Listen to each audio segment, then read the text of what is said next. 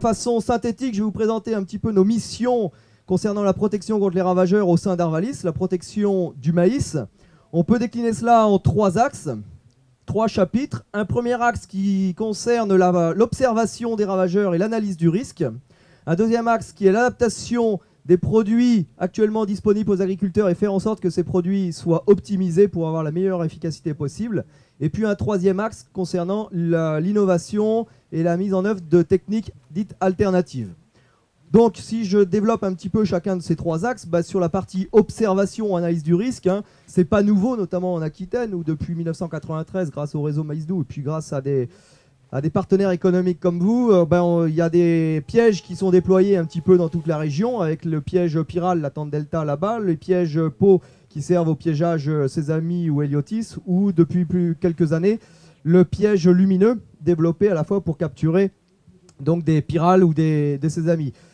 Ça, c'est un exemple. Aujourd'hui, sachez que cette initiative qui est née dans la région il y a quelques années, enfin la participation de l'AGPM à l'époque à ces réseaux de surveillance, se fait tache d'huile et se développe dans toute la France, notamment au travers des bulletins de santé du végétal qui viennent remplacer les avertissements agricoles.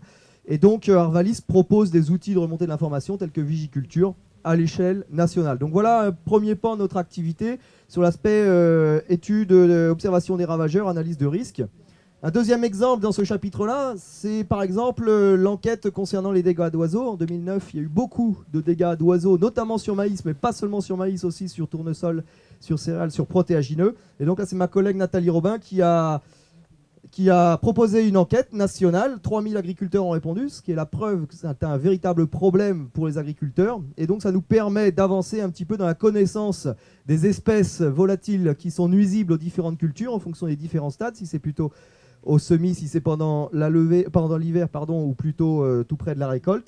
Et donc derrière, pour essayer de mettre en évidence des facteurs, qu'ils soient agronomiques, qu'ils soient paysagers, qui permettent de définir des zones à risque ou des zones à moindre risque. Voilà. Donc là, le travail est en cours. Si vous avez des questions, après, on pourra y revenir grâce à la présence de Nathalie.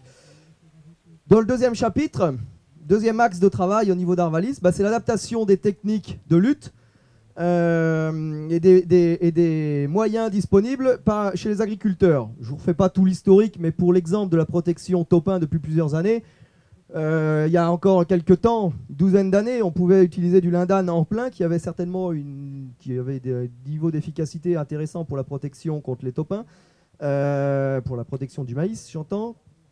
Certainement un effet aussi sur les populations. Aujourd'hui, on a laissé de côté donc les organochlorés, puis les organophosphorés avec la disparition du tautan, puis les carbamates. Et on se trouve dans une situation où on n'a plus que 2 produits, les agriculteurs n'ont plus que 2 produits à leur disposition, qui sont soit un produit à base de néonicotinoïdes, donc le Cruiser, soit un produit à base de pyrétrénoïdes, Force Bellem. Vous le savez par cœur, ça. Là où je veux en venir, c'est que ces produits-là ont chacun des avantages et des inconvénients. Avantages techniques, inconvénients réglementaires.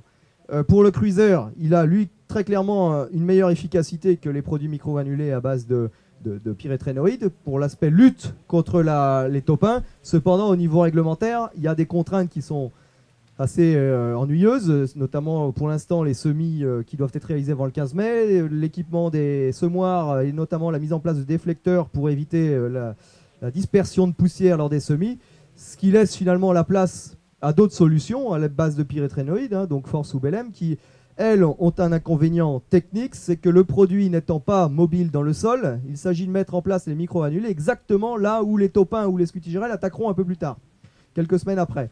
C'est pour ça que au niveau d'Arvalis, on a réalisé un essai qui est derrière, donc je vous présente les résultats ici, où on compare déjà ces microgranulés Force Bellem aux Cruiser et aux TS, à d'autres TS.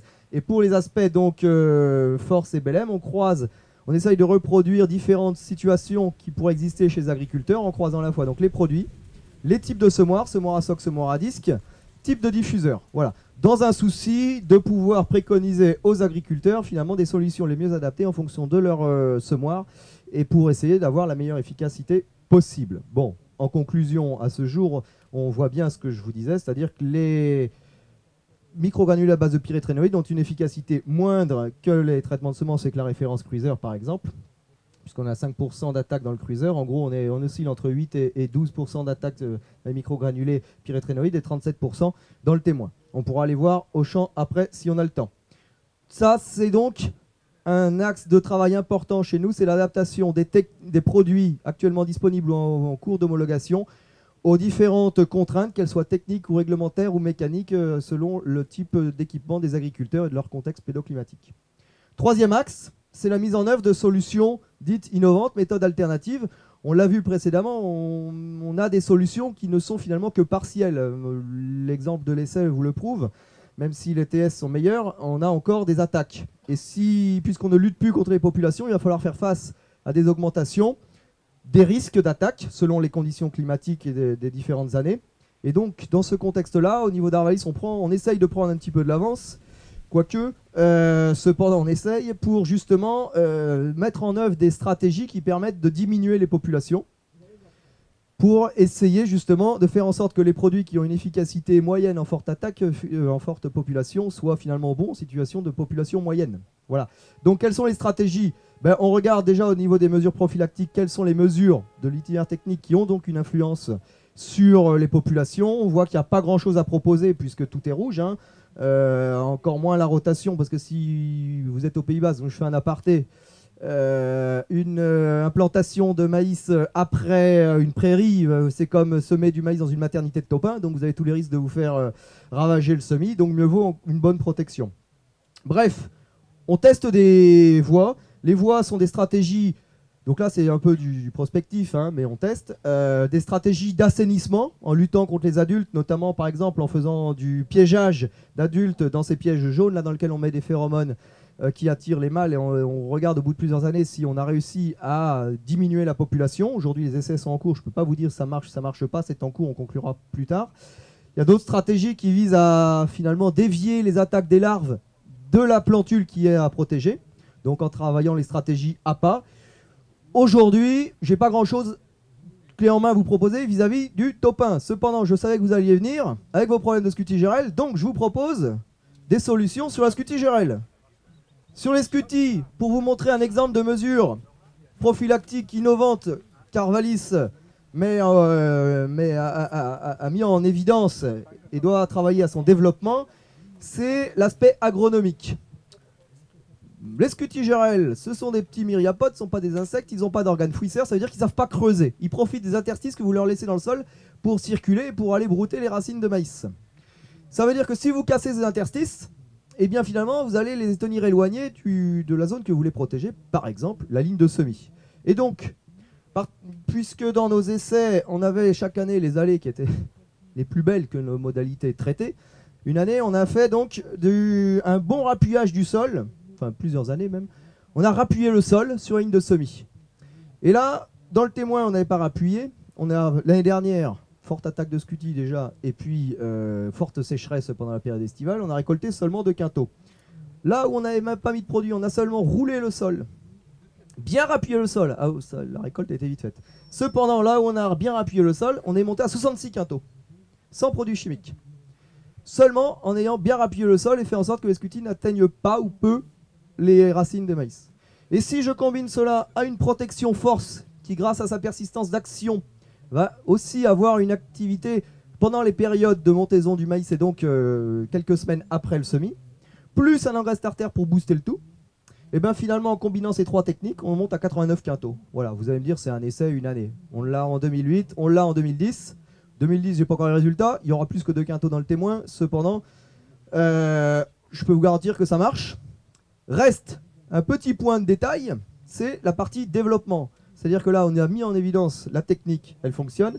Reste à la développer à chaque contexte pédoclimatique, notamment au limon battant des coteaux du Pays Basque, notamment aux gaves à cailloux du Béarn. Et donc, mais là, il reste, j'ai pas dit que la technique était complètement aboutie. Pour les terres noires où le tassement et le rappuyage du sol n'est pas néfaste pour l'installation du maïs, ça marche. Le rappuyage seul ne suffit pas et l'application d'un microgranulé insecticide permet de compenser, ou plutôt, je vais le dire autrement, le rappuyage du sol permet de compenser la moindre efficacité du force par rapport à ce qu'on avait avant avec le dotant. Et reste à bien doser ce rappuyage dans les coteaux de limon et de gave, là où il y a des cailloux. Mais je vous garantis qu'on va y travailler avec les collègues régionaux, Gilles par exemple, et pour justement, et peut-être avec les marchands de machinistes, pour avoir des semoirs qui permettent de faire cela. Moi, j'estime qu'il ne faut pas attendre grand-chose des produits à base de néonicotinoïdes vis-à-vis de la scutigérelle. Les néonicotinoïdes n'ont pas une action vis-à-vis des myriapodes et vis-à-vis des scutigérelles en particulier. Ça veut dire que le cruiser, tu peux avoir un petit plus lorsque l'infestation est faible, mais à la limite, c'est plus l'intérêt agronomique est encore plus important que l'intérêt du TS dans ce cas-là. Dans les fortes infestations, le cruiser sera au chou et d'autres produits en cours d'homologation seront également inintéressants. Donc il faudra combiner force grâce à sa meilleure persistance qu'une cypermétrine avec un bon appuyage du sol.